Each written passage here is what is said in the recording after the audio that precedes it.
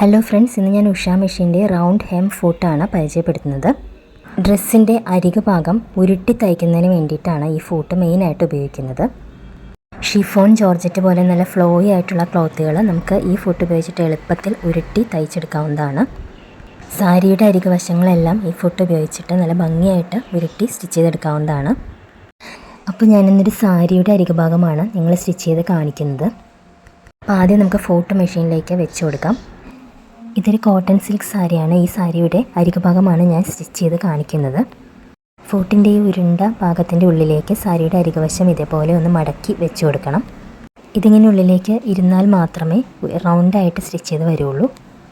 ഇനി സ്റ്റിച്ച് ചെയ്ത് തുടങ്ങാം. ക്ലോത്ത് ഇങ്ങനെ ചരിച്ച് പിടിച്ചു കൊടുത്താൽ മതി. അത് ഫൂട്ടിനകത്തേക്ക് കയറിയിട്ട് തനിയെ സ്റ്റിച്ച് ചെയ്ത് വന്നോളും. സ്റ്റിച്ച് ചെയ്ത് തുടങ്ങുന്ന ആ ഭാഗത്ത് സ്റ്റിച്ച് വീണിട്ടില്ലെങ്കിൽ നമ്മൾ ഫുള്ള് സ്റ്റിച്ച് ചെയ്ത് കഴിഞ്ഞിട്ട് ഒന്നുകൂടി എടുത്ത് ആ ഭാഗം ഒന്നുകൂടി സ്റ്റിച്ച് ചെയ്ത് കൊടുക്കേണ്ടി വരും. അതായത് ബാക്കിൽ നിന്ന് ഫ്രണ്ടിലോട്ട് ആ കുറച്ച് ഭാഗം മാത്രം സ്റ്റിച്ച് ചെയ്തെടുത്താൽ മതി. ഇപ്പോൾ ഇത് നോക്കി നല്ല നീറ്റായിട്ട് റൗണ്ട് ചെയ്ത് സ്റ്റിച്ച് ചെയ്ത് വന്നിട്ടുണ്ട്. മടക്കി സ്റ്റിച്ച് ചെയ്തെടുക്കുന്നതിനേക്കാൾ എളുപ്പത്തിൽ നമുക്ക് ഈ ഫൂട്ട് ഉപയോഗിച്ചിട്ട് സ്റ്റിച്ച് ചെയ്തെടുക്കാം. കണ്ടോ, ഈ ഡ്രസ്സിൻ്റെയൊക്കെ അടിഭാഗം ഞാൻ ഈ ഫൂട്ട് ഉപയോഗിച്ചിട്ട് ഉരുട്ടി തയ്ച്ചെടുത്തതാണ്. ലൈനിങ് ക്ലോത്തും സാൻഡൂണാണ്, അതും ഇതുപോലെ തന്നെ ഉരുട്ടി സ്റ്റിച്ച് ചെയ്തെടുത്തതാണ്.